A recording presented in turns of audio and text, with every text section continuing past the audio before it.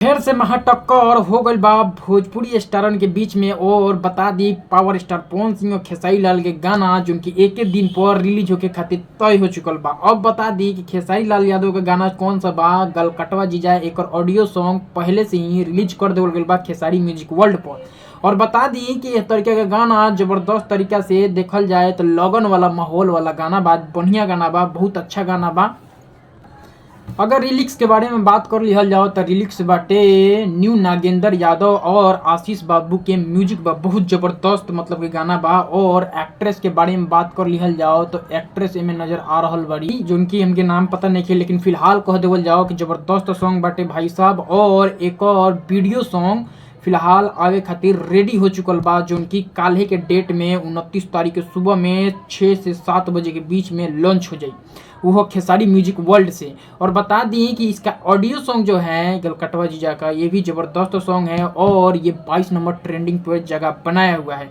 अब बात कर लेते हैं पावर स्टार पवन सिंह के भी डेट काल ही रख देवल गईल बा। और कौन गाना की बा भाई, ओहो राजा एल्बम के नाम बा ओहो राजा। जानते बड़ा लोग बेखूबी तरीका से कि पावर स्टार पवन सिंह एक घड़ी जो उनकी झगड़ा वाला मतलब कि फैमिली मैटर वाला गाना खूब ज्यादा लिया रहल बड़ो न, बहुत तगड़ा तरीका से बज रहल बा। जेने देखल जाओ power star Pawan Singh late ही सही लेकिन परफेक्ट तरीके से गाना ला रहे हैं, जबरदस्त मतलब कि जेने देखल जाओ तो गर्दा गर्दा उड़ा रहल बा। लेकिन बात कर लिहल जाओ एक गाना में रिलिक्स दिले बड़े अपन प्रिंस प्रियदर्शी। और म्यूजिक के बारे में बात कर लिया जाओ तो आशु प्रियांशु के म्यूजिक मतलब कि प्रियांशु सिंह के म्यूजिक होखे वाला बा, जबरदस्त मतलब कि कॉम्बिनेशन वाला सॉन्ग होखे वाला बा।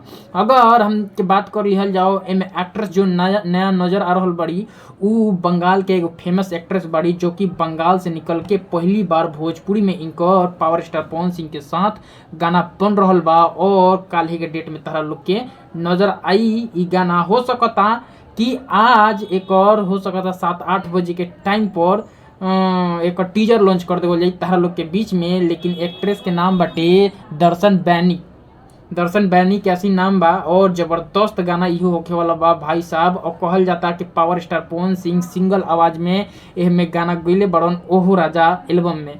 अकेला मतलब कि गाना गा के सोच सकत रहो कि के तरीके के भौकाल बनल बा। अब दोनों स्टारन के बीच में टकराव होखेला बा और के तरीके के टकराव होखेला बा तो तू लोग तो जानते बड़ा लोग कि सबसे पहले व्यूज ज़्यादा कलेक्ट और लाइक्स ज़्यादा कलेक्ट करला उहे स्टार आगे निकलला। तो दिल थाम के बैठे रहिए लोग, पवन और खेसारी के बीच में महाटक्कर होने जा रहा है जो कि 29 तारीख को इनका भी गाना आ रहा है और 29 तारीख को पावर स्टार पवन सिंह का भी गाना आ रहा है। जबरदस्त कॉम्बिनेशन वाला दोनों सॉन्ग होने वाला है और दोनों में एक्ट्रेस जो कि नया कलाकार को मौका दिया गया है। और वहीं पे पावर स्टार पवन सिंह की तरफ खेसारी लाल यादव, जबरदस्त मतलब कि ये टकराव होगा। और देखने वाली बात है कि कल का क्या रिस्पॉन्स मिल रहा है कि किसका गाना सबसे आगे निकलने वाला है। तो भाई साहब टीजर तो आइए जाइए देख लिया लोग, खेसारी लाल के गाना ऑडियो सॉन्ग आइए गल बा, वीडियो आवे वाला बा और जबरदस्त तरीके से दोनों गाना के प्यार दिया लोग, एकदम दबा के लाइक शेयर करो लोग। और हमारा चैनल पर नया बड़ा लोग तो सब्सक्राइब कर लिया लोग, लाइक कर दिया